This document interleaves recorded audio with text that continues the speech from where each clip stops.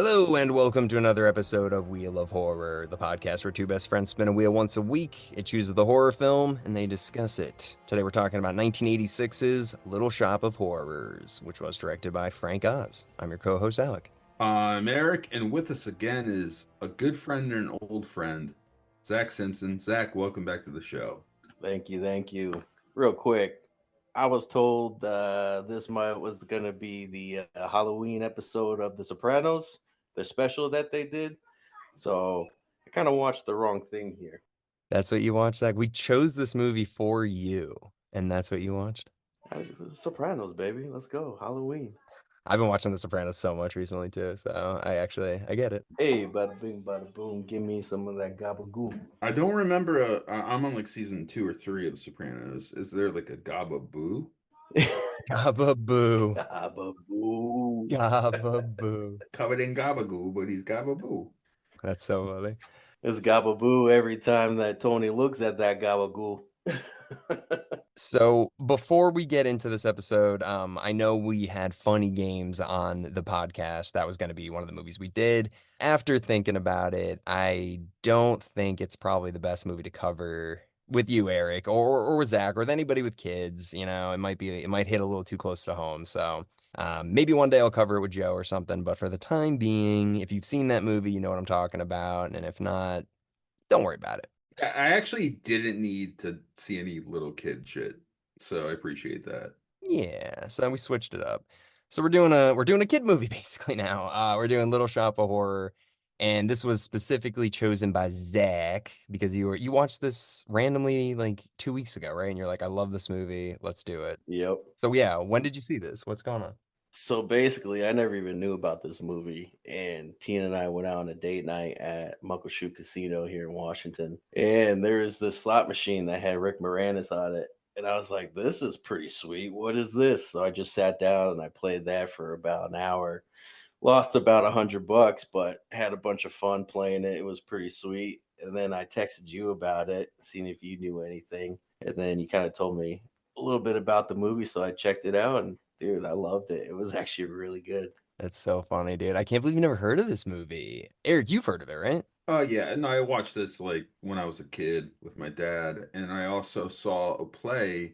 Paul Capodanno, remember him from middle school, Alec? Yeah. He at Sacred Heart played Seymour for like the Shoe Theater. It was a big deal. Like it was really really big, and they got like this whole giant puppet for the plant Audrey or Aubrey, and I was so impressed by that. I've seen it in a play form, and I've seen this movie like 5 times, and I'm happy to rewatch it for the first time in like 10 years at least. But it was so good. And it was also another thing. I saw this with Shannon at Sacred Heart when we like first started dating. So little good stuff. Just the tip. Yeah. How much of that movie did you really watch? I mean, it was the play in the theater, so yeah, I watched it. It was good. You didn't hear about Lauren Barbart giving a hand job in the Beetlejuice musical like a year ago? Remember that? No, I didn't hear that. No.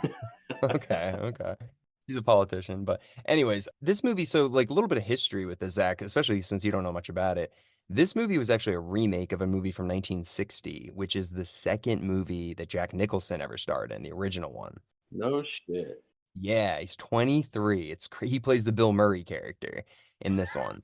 I can see that. Yeah, so there's that movie from 1960, which I want to talk a little bit about that later because it's insane, some of the behind the scenes stuff. But came out in 1960. Then in 1982, they made it into a musical on off Broadway. So there's no music in the original one in the movie. Then they made it into a musical, and then in 1986, they made a movie version of the 1982 musical on off Broadway. Which is this movie? Yeah, that's this movie. So. Yeah, I mean, this is way better than the original, but dude, the original was shot in 2 days. It's like it doesn't even make sense. It's insane that they made a movie in 2 days, and it's actually not that bad. But yeah, so this one is a real movie. This is a real musical, real movie. How long was that movie? It's an hour and like 15 minutes. And they shot that in 2 days. 2 days. That's absolutely no one slept for 48 hours. Yeah. Pretty much. I mean, Dude, like, and it's so funny because Jack Nicholson was not the star of that movie. He just has like, you know, a small little part or whatever. And then in the years since, if you look at the VHS and the DVD covers, it's like Jack Nicholson, The Little Shop of Horrors, and it's like his face is on it, and then you watch the movie and it's like he's in 5 minutes of it. For sure, they do that a lot, but it's kind of cool to know that Jack Nicholson has such a lineage of horror films, you know? Yeah. And this was his second movie you said that he did. So it's like, damn. Love Jack. Yeah, so it's very interesting performance. You could probably type it into YouTube and just watch his performance. It's crazy to see, you know, his progression and what he becomes, and then this being his first role as a kid. It's crazy. It's wild. This is a fun movie, you know? It's not scary at all, really, but it's a fun one. And Zach, do you like musicals? I can get down for a musical every now and then. Just depends what kind of musical, basically. You like Oklahoma? And I can't say I've ever seen it. Yeah. And Eric, you like Disney musicals and stuff, right? But do you like musicals? I mean, I played Coach Bolton in the high school musical play in high school. So Your Disney musical, yeah. That's what I'm saying. yeah. Do you like regular musicals though? Yeah, I do. I just saw Wicked this past weekend. Wicked was good. Yeah. Okay. I don't like musicals, dude.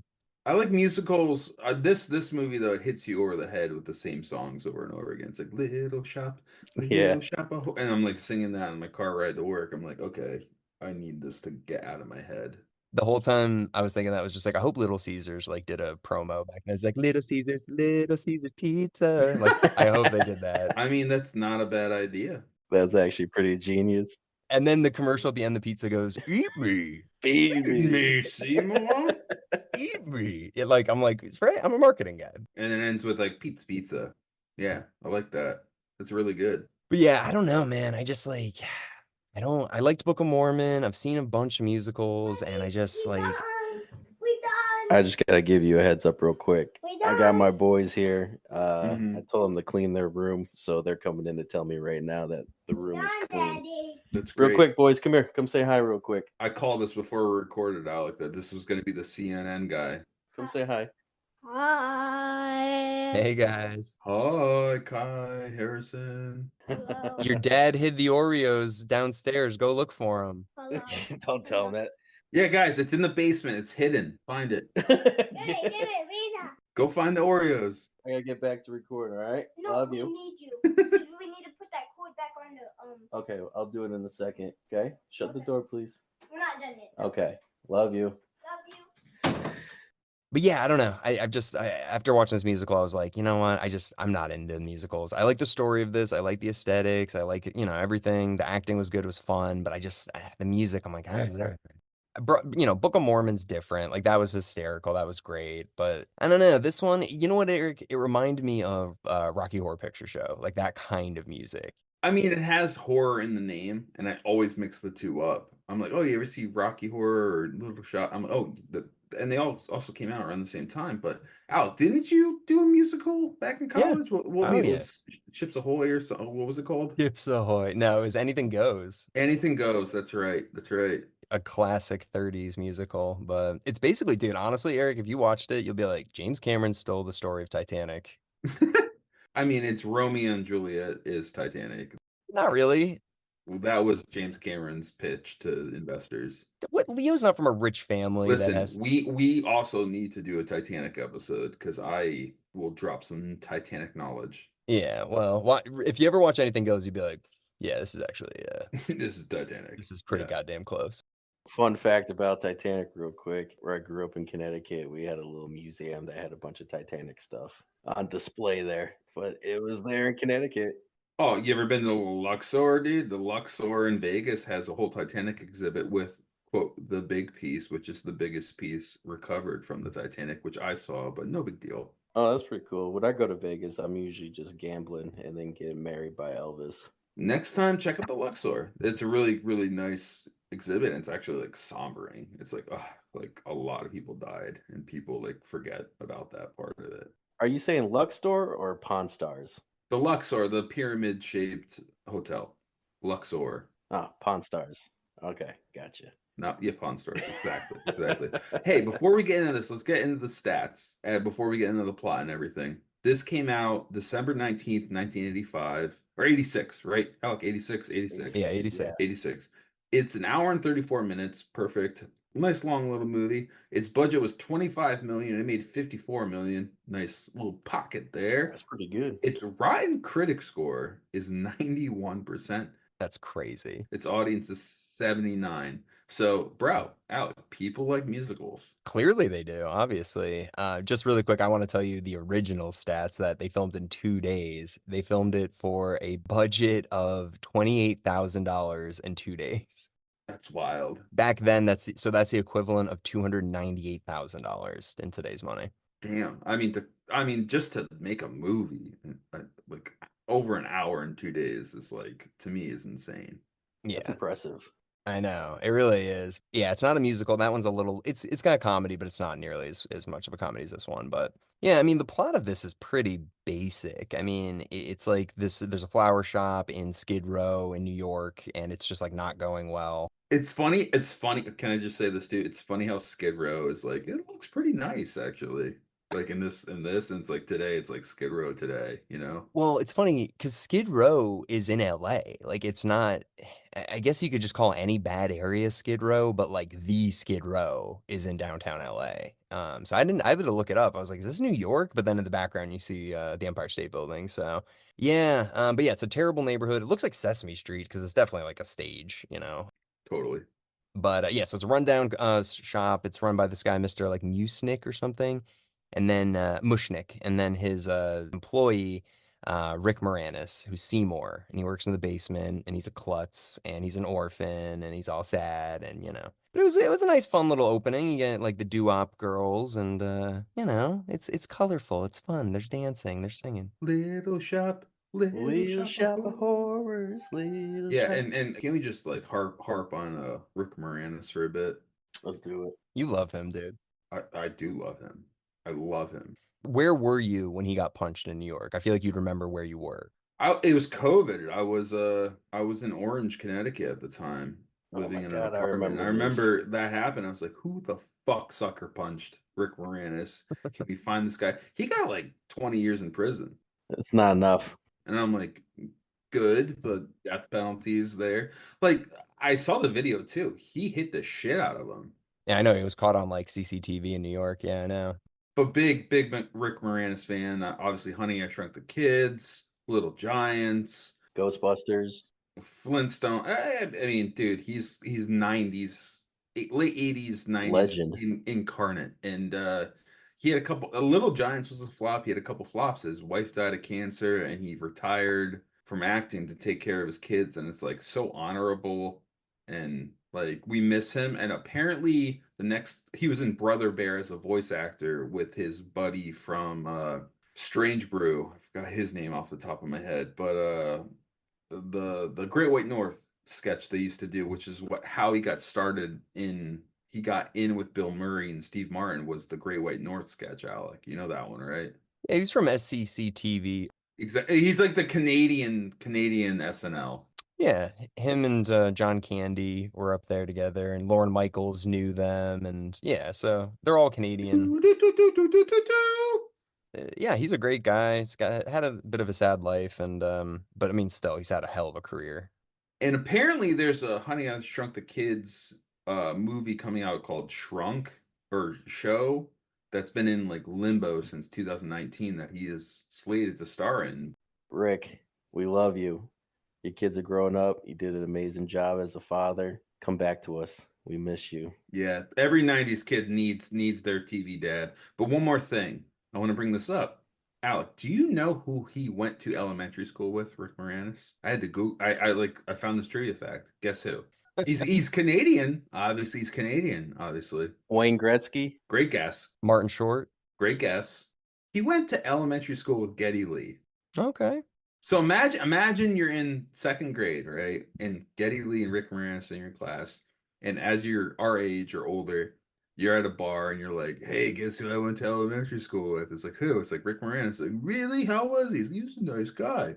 It's like, you know who else I went to school with? It's like, who? It's like, Geddy Lee. It's like, all right, Canada is not this small. It is that small. It really is, dude. No, but like, imagine someone in that class being like, I went to school with Geddy Lee and Rick Moranis. It's like, okay, this guy's drunk. Like, there's no way you went to school with both. Like, you know what I mean? And that's, to me, is a wild thing to say. I went to school with Rick Moranis and Geddy Lee. That's so cool. Yeah. That's pretty badass. It's like, okay, you went to school. Who else was there? Was Jim Carrey there and Ryan Reynolds and Matthew Broderick? Like, come on. When's this guy gonna stop? He's like, no, I went to school with Rick Moranis and Geddy Lee. Like, but that's insane. That is crazy. It's crazy how small the world can be sometimes. And Canada ain't small, so It's big, but there's only certain areas you can live in, you know? but like not inhabitable. Yeah. But yeah, so I guess into the movie a little bit more then. Yeah, so he basically this flower shop's about to close and it's like Rick Moranis and this girl, Audrey. She works there, but she like doesn't work there. She's also got an abusive boyfriend, which is like kind of like a joke in this movie almost. Like she just walks in, she's like, I got a shiner. And she's like walking around and then later on, yeah, like Steve Martin is such like a funny character that you kind of overlook that he's like abusing his girlfriend and it's like weird. I don't know. Can I just say real quick, not knowing anything about this movie and seeing Steve Martin roll up on his Harley in a leather jacket, hair slicked back, and he does like this crazy jump and flying through the air that just lands perfectly, hops off, and he's just like the biggest douchebag. You never think of Steve Martin to be that guy, but man, he put such a comedic style onto that. I was dying the entire time he was on screen. To me, he's the best part of this movie. But yeah. That was probably the funniest scene though. Yeah, when that motorcycle just like flies through the alley and just lands. I was like, all right, I like that. That was funny. But yeah, that's the thing. He is funny, but you're like, this guy's like the worst character in the movie, but he's funny. It's weird. His comedy too was like basically that was like when he was peak, like with the top comedian at the time for like being clean and doing just funny, non-dark jokes type of stuff. He'd be graphic, but also bring it down the base. And that's Yep. why his comedy was so smart and so ahead of its time back in that era. Genius. So, Alec, like you said, the shop's about to close. Poor Seymour, Rick Moranis' character is like got nothing to give Audrey and Aubrey or Audrey. Audrey. Audrey. I got nothing to give Audrey. He's walking down Skid Row, and all of a sudden, an eclipse happens, and there's like some lighting show that happens, and this plant shows up at the store, and it goes from there. Well, he buys it. He buys it from a guy. Oh yeah, he buy not at his store. It shows up at some like Chinese food place, right? Yeah, something like that. Yeah. He goes to like the flower district and he loves plants. Like Seymour works at a flower shop, he loves plants, and he finds this one plant that he likes, and then yeah, there's a solar eclipse, and then randomly that plant gets like alien powers, and then Seymour buys it from this guy, this Chinese guy, and he brings it home. And then the plant is like so weird looking that it attracts everybody to come in. Did you guys recognize the first guy that came in? Who's got like the hat on and he's just like, wow, that's a really interesting plant. I love it so much. Like, did you guys recognize that guy? I did not. I didn't, but who is it? It's Christopher Guest. He's the guy that did like Best in Show. He's in Spinal Tap, but he's also married to Jamie Lee Curtis, which I thought was interesting.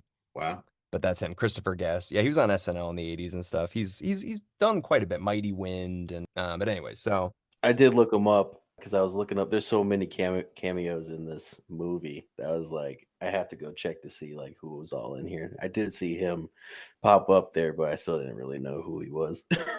yeah, he was bigger in the 80s and 90s, and then he kind of moved into like directing and writing only. But yeah, so then the plant is just like attracting everybody. It's getting all this attention. They're selling so many flowers. They're freaking out. The boss is like obsessed with this. And the plant kind of does like, Eric, do you remember Hellraiser at all? Very much so. Yeah. What was the plan to? Dude, this movie reminded me of Hellraiser so much where it's like So random. no, dude, it's a plant that needs to be fed. So he basically is like, Seymour, go get me people, and I need to come back, and then I'll give you everything you need. It's the same thing with Hellraiser. Like there's Frank, the dead body, and the woman has to go like sleep with men, bring them back, and then he eats them to become more whole. It's like the same story, kind of, right? Yeah, and like Pet Cemetery in some ways, where it's just like I'm doing something bad, but it's for good, you know? And that's kind of the crux of it all. Well, it's not even good. It's like selfish. Like it's, all of those examples are like, I'm doing it for me, basically. Seymour's doing it because he's getting promised, like, oh, you'll be rich, you'll be famous. Like, the plant's telling Yeah. him all this stuff. You'll get Audrey, so he's doing this for that.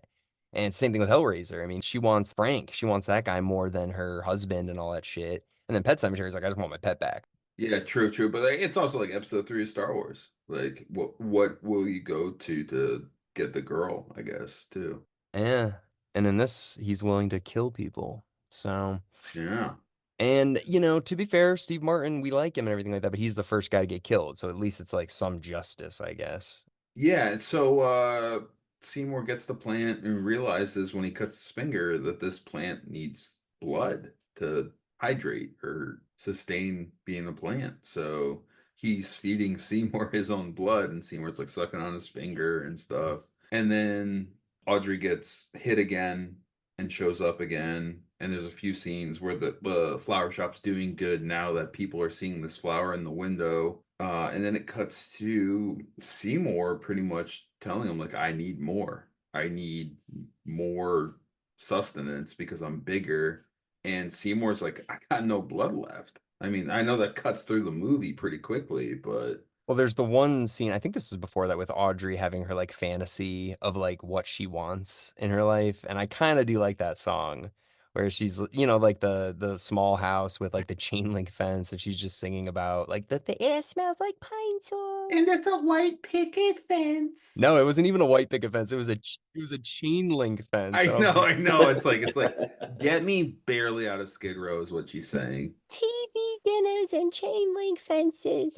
It's not great, but it's like, yeah, in this economy, hell yeah.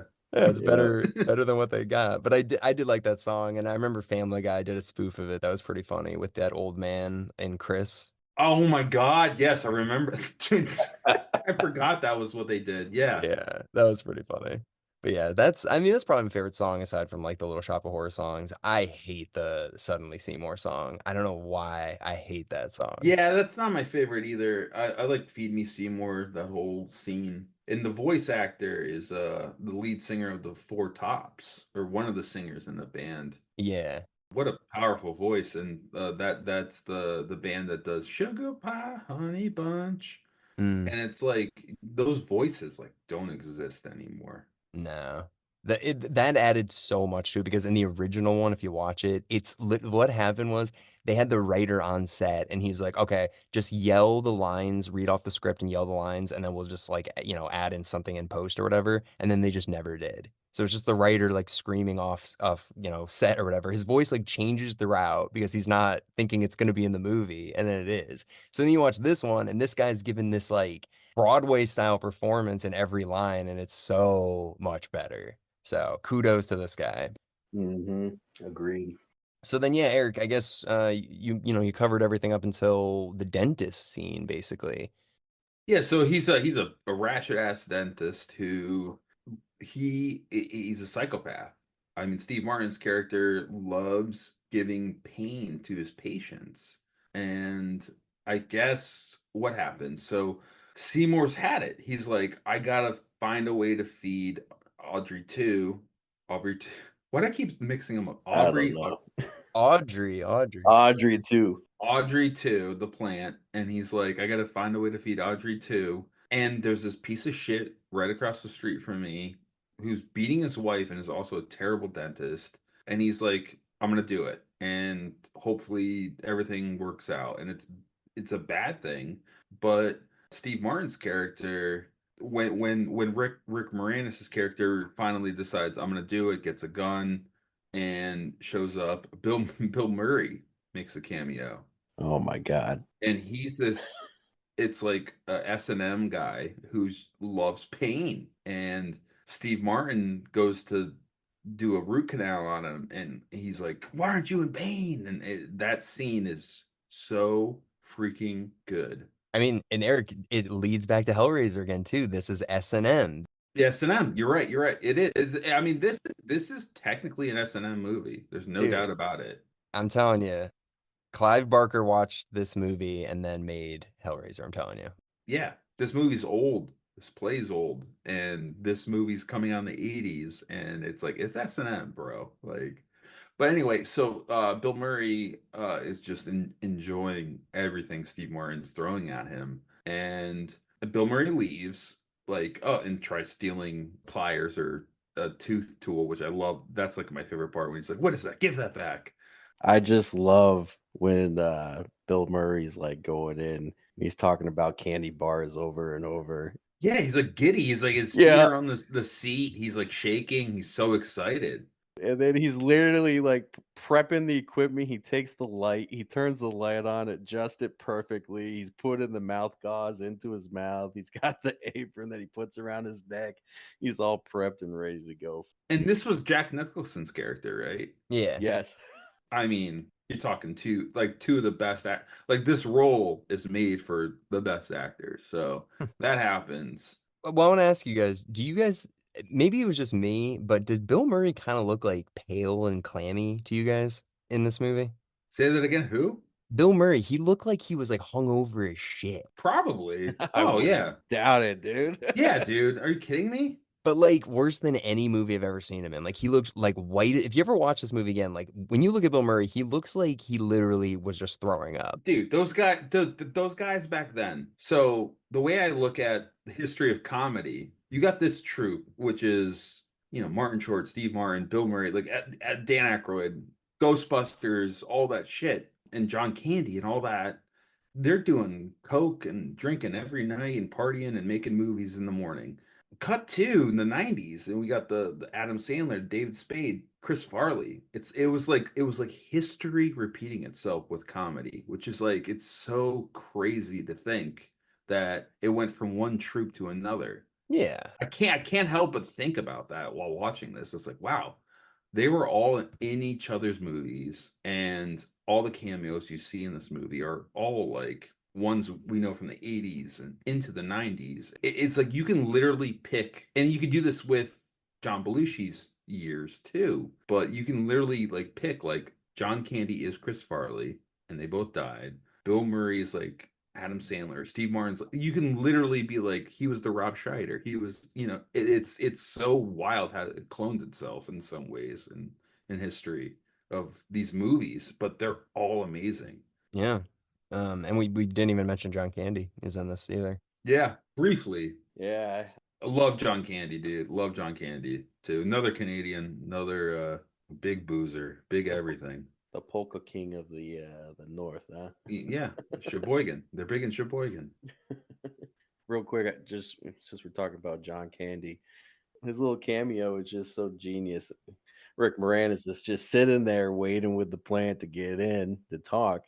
Yeah, what was his name? It was Wickelson. That's what Yeah. it was. And I just like how you're hearing him talk on the radio. And he's like, all right, well, now to the weather. And then he switches over, and it's just literally him talking about the weather for like a good 5 minutes straight. And it's just 5 minutes of you hearing him talk about the weather, and Rick Moranis just sitting there in the waiting room for like a 5 minute scene. I thought that was like how do, that like was hilarious. before we go back to the dentist scene, like how do you direct that scene? You just go Right? like, John Candy, you're gonna like twirl this thing around and hit these like gong things and just do it. Yeah, they're like, you're a one-man radio show. So like you're doing the interviews, you're answering the questions, you're doing the sound effects, you do everything. Not a lot of people could pull that off. No, that's why he is who he is. Back to the dentist scene. So Steve Martin is pissed. He's like, I can't give this guy pain. And Rick Moranis is there ready to kill him, but also as a patient. So Steve Martin brings him in and puts on this Scuba Steve laughing gas device, which is hilarious, as these two balloons, which were the best part of that costume. Whoever came up with that, genius. And he's breathing it, and he's like, I'm gonna give you all the pain. But first, I need some laughing gas. Yeah, he's hitting laughing gas, and I've had Yeah. laughing gas before. It works. So he's inhaling it like crazy, and all of a sudden a knob breaks off, and Seymour has not done anything wrong. Like, he has not caused this death, but he's not helping him. And he's like, take this off me. Ha ha ha ha ha. That scene's the best scene in the movie. You know what's funny? It reminded me too, Eric, of another movie that came out this year in 1986 that we covered of a nitrous oxide huffing abusive guy. It was Dennis Hopper, and Blue Velvet. yeah. Yeah. So what was going on in 86 with guys that were huffing, gas and beating women? That's like weird that two movies did that this year with like big Is actors. laughing gas like is it hand in hand with beating women? Is that I like a don't thing? I don't know. I don't know. But this dentist got a lot more going on than that. I mean, he's just a sadist in all regards, you know. So, but yeah, so he's dead. He's dead, and Seymour's like, jackpot. I didn't do it. I didn't kill anyone. I just didn't help him, which he should have. And it also gives the thought of like right and wrong, which this play's about is right and wrong. And he brings Steve Martin back to to Audrey too. You're so funny. I keep mixing that up. I'll mix it up all night. It's all good.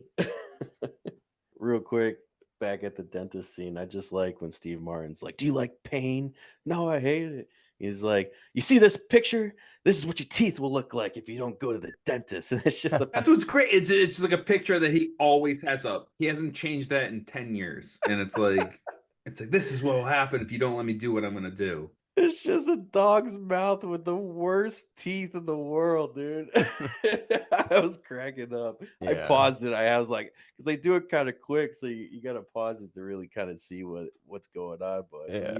when you pause it, take a look. Oh my god, it's just comedic genius right there. Yeah, he had the best scenes I think in the movie, which is crazy, but yeah. So he's dead now, and then Seymour cuts him up, but then while he's cutting him up, Mr. Mushnick sees it. So he's like, "Oh shit, I gotta like tell on him now."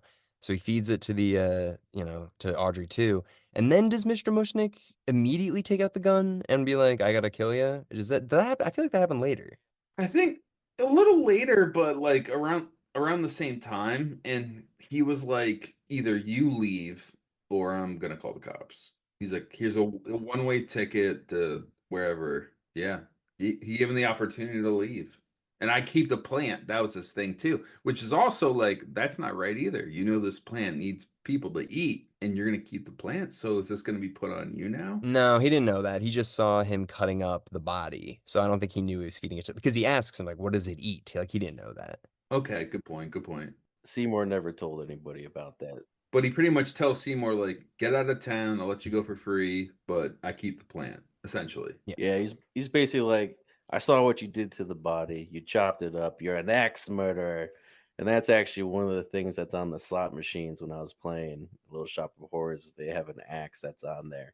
I feel like you were on the slot machine for a while. I was there for an hour, and I kind of anytime I go back, I always hit that machine up. It's just Little Shop of Horrors for like an Exactly, and they're hour just blasting the music.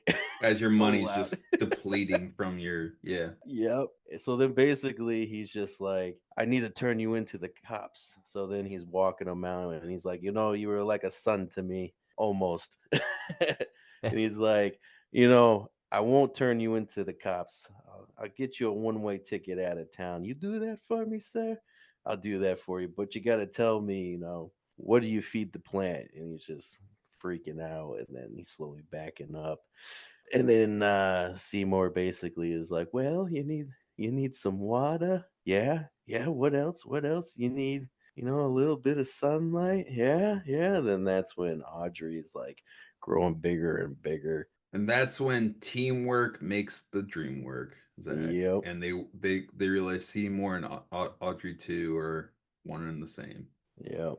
So he's dead now. Audrey 2's getting bigger. Big song about, feed me and blah, blah, blah. One of my favorite lines that the plant says is just like, tough titties. Tough titties. That was my favorite line in the movie. But yeah, so then at this point, the dentist is dead, Mr. Mushnick's dead, and the plant is getting big and it's out of control, and Audrey and Seymour are engaged, right? He proposes to her and she says yes. And Yes. now it's like, okay, well, we got to get rid of this plant. And the plant's like breaking out of the windows and stuff. And doesn't it like, what does it do now? Because they have to go kill it. Well, basically, what was the shop owner's name again? Mr. Mushnick?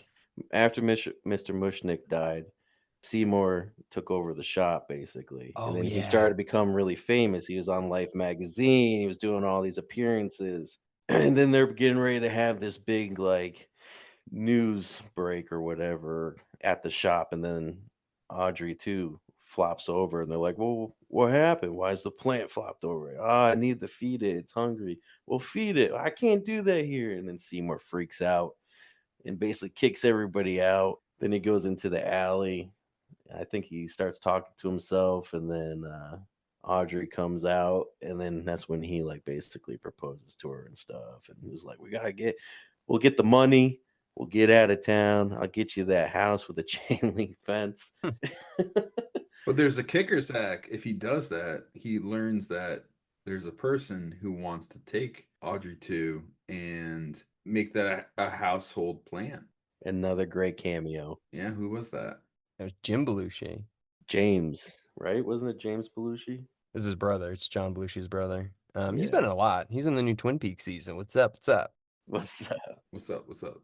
Yeah, he had a TV show, according to Jim. He had that. Oh, I love that show. That's him. So good. Yeah. But yeah, so yeah, he's like, let's spread it across the world or whatever. Which let me ask you, I know it's a stupid fucking musical, but like, why is this the only plant that gets affected by this solar eclipse? Right? As far as we know, I guess. But I think it was just an alien coming to Earth and being like, I want to do it.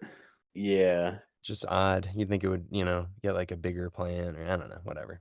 Well, it was basically just an alien that got transported down into this plant, and he needed to find somebody to feed him so he can get strong enough so he can produce smaller plants and then basically Take over the world. take over the world that way. Everybody wants these plants in their houses. Yeah. Then they start tricking people to feed them more, and then take over. Seymour stops that. Seymour's like, no, you're not gonna do it, and freaks out. And He kills him. He kills him with the he puts like an electrical cable into him. It's like Jaws 2. And he just like electrocutes and explodes. to Audrey too. Yeah, so he kills it. You're jumping ahead. You're jumping ahead of the best part, though. Oh, I'm sorry. They did the big song and dance, and he's like, "I'm gonna eat you." But then Audrey too picks up the revolver and starts shooting at Rick Moranis. And I Yeah. tell you what, I love old fashioned movies where you have like a 6-shooter and then it shoots like 20 shots, They just keep Oh shooting yeah. the revolver over and over. Yeah, the Halloween 2 is known for that, or Halloween. There's 7 shots when you shot Michael Myers. It's so funny when Audrey at that part too, when he like calls, or when Audrey 2 calls Audrey, like, come on over to the store or whatever. And then he tries to get his dime back from the phone. I thought that was actually really funny. And I feel like that's something that like, even though we use pay phones, but not like really, I feel like that joke is going to be lost. Like if your kids watch this, they're going to have no idea. Oh, that's lost. That was lost 15 years ago, Alec. Yeah, I know. But I mean, like, you put the quarter in, and then you're like, maybe I can get it back. If I like try to like do the thing, and yeah, It's so funny. I know, but they're not even know what a payphone is, which is crazy.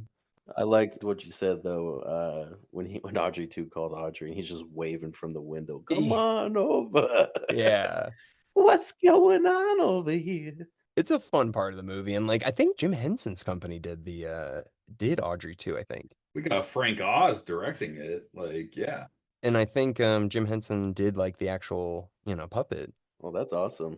That was all honestly, like I mentioned, Paul playing Seymour in the production I saw at Sacred Heart. And I gotta say, Alec, I was so impressed by that production because they had like not an animatronic Audrey too, but like a puppet and someone was playing it. And I was like, this is incredible. And I think that's why it works for Broadway. And when you go to see a show, is that someone is in that suit playing that plant, and it's really cool when you see it there. I gotta see it again. It was the play is amazing. Eric, real quick, I will say the best thing that I've seen from Sacred Heart was when you guys performed the Rebecca Black song. Yeah, I was up there. Yeah, you were on the keyboard, I think. Yeah, I was on the keyboard. Yeah, I forgot you were there, Zach. Jeez.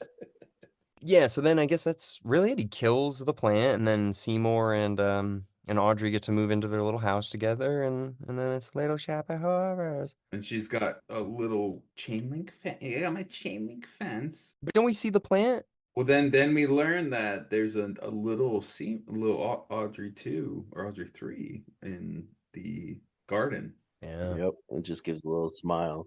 Very like, oh, there's another, pretty good. The original one ends with Seymour just being like, "Hey, listen, this was all my fault." So he lets the plant eat him, and then the plant has all these like spores that are just like it's like in this one where the babies are talking, but it's the faces of the people it's eaten. And he's just like, "I'm Whoa. sorry." Yeah, and then it just ends. You're like, "Oh shit." So I like That's this even ending. darker. Yeah. Yeah, yeah. So this one's better for This sure. one's more peaceful, but like also like, oh, we're not done yet. Yeah, Audrey and him like don't work out in the original one.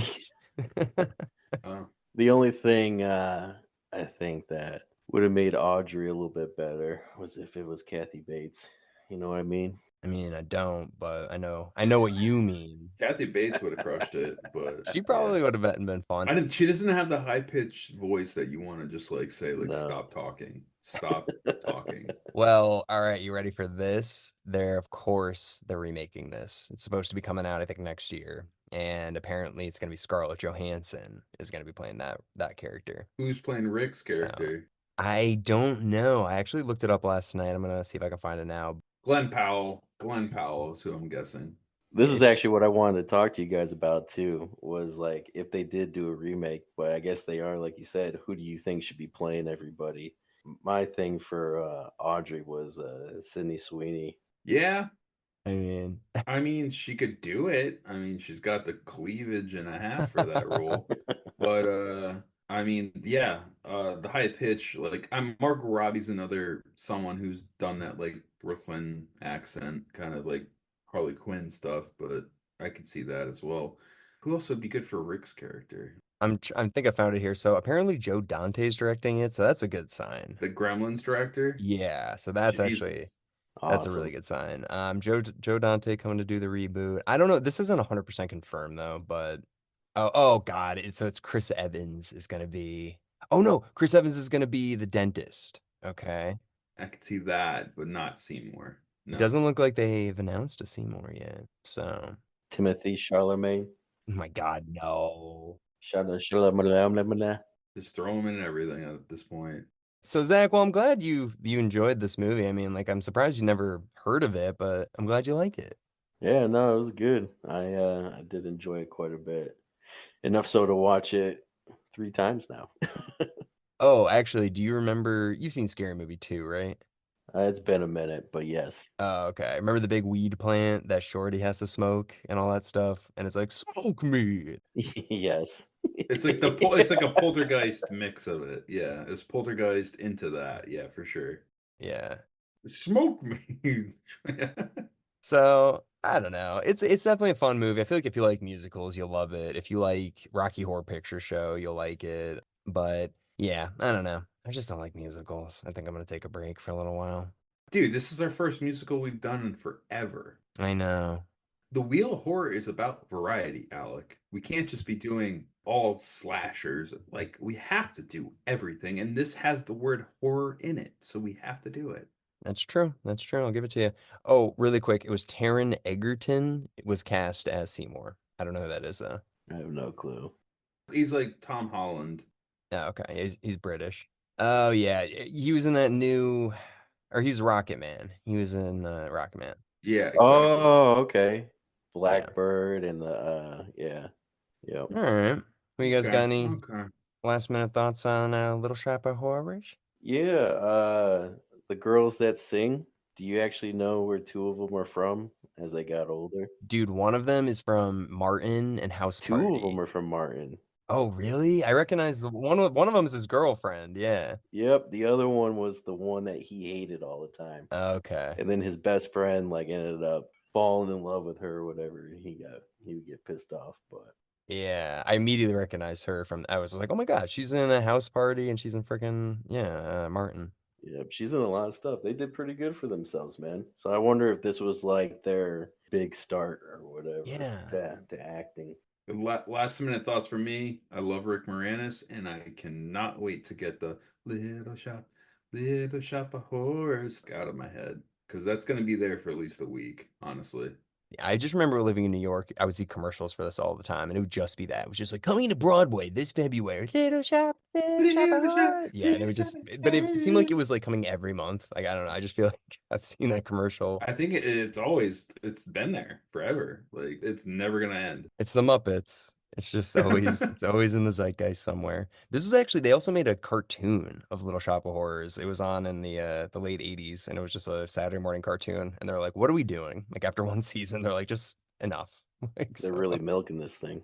I know, and it didn't even make that much money. I know it doubled its budget, but, like, The movie did. Yeah, so no, but it's not enough to be like, "Let's make a Saturday morning cart." Well, I don't know, maybe. I don't know. you never know. You never know. Well, okay, we got one more movie on the wheel, so we don't actually have anything to spin. It's The Inheritance, right, Eric? Yeah, that's one of my choices. Yeah, I know nothing about this, so I'm excited. it sounded cool when I read about it. All right. Well, Zach, thank you for coming on again. It's been a while. We got to get you back on again. Thanks for having me. I appreciate it. It's been Yeah. fun. Love you, Zach. Love when you Love come you on. guys, It's too. always a pleasure.